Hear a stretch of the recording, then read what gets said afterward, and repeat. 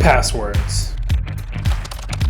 They're the worst, aren't they? You have to remember one for every single account you have. They have to be long and complex, and you have to do that for tens to even hundreds of accounts that you own. Even worse, attackers are finding more and more efficient ways to crack your passwords. To illustrate just how small those crack times are, you can go to a website like Password Monster, and you can see how all of your passwords stack up. Using a site like Password Monster, you can actually see how quickly attackers are able to brute force your passwords or crack them, and it's really pretty eye-opening. You'll notice for the shorter passwords or the simpler passwords, it'll refer to either a password list or it'll just brute force it, and it might even happen instantly. However, whenever you type in something longer or more complex, it can take years for attackers to break your password. That being said, to achieve that level of security, you're going to have to do that for every single account that you own, which again can be tens to hundreds of accounts that you own online, without any repeated passwords across any of them. Simply put, it is insane to expect people to be able to do all of that on their own. And yet this research paper by Verizon shows that in 2021, 68% of all cyber attacks were the result of busted credentials. Those are potentially your passwords being broken by attackers that is leading to ransomware events and other kinds of really bad malware outbreaks. And it's not like we can just get rid of passwords altogether, at least not yet. We've already talked about how passwords might be a thing of the past, but really that's a little optimistic. FIDO authentication isn't fully implemented today, and it might take a long time for the wider user base to be able to adopt that. Even then, we're still going to have passwords for some accounts, so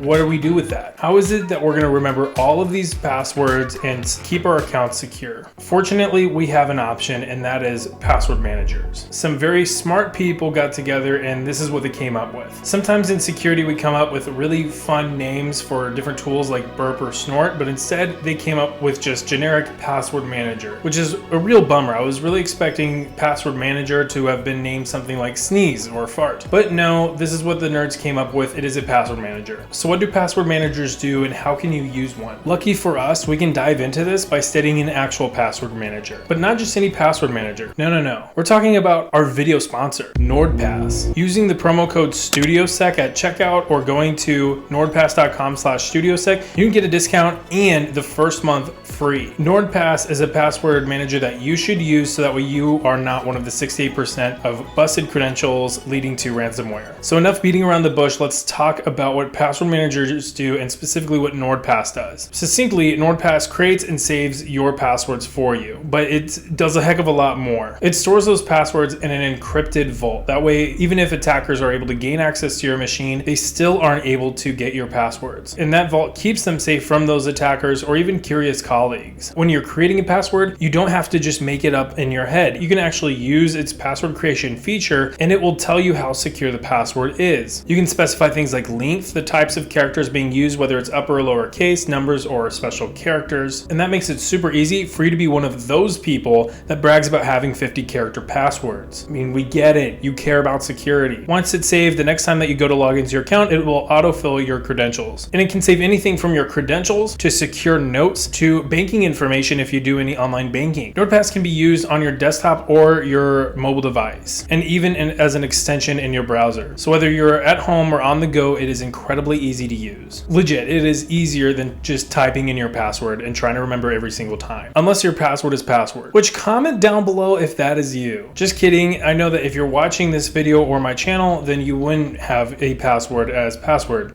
Right? Now, I personally have been using NordPass very briefly on my own recently, and as someone that has shopped around and used other password managers in the past, I can say that this stands up to every single one of them and even exceeds them in other ways. One of my favorite things, and this kind of goes for any kind of application, is a nice, clean, not confusing interface. I mean, look at this.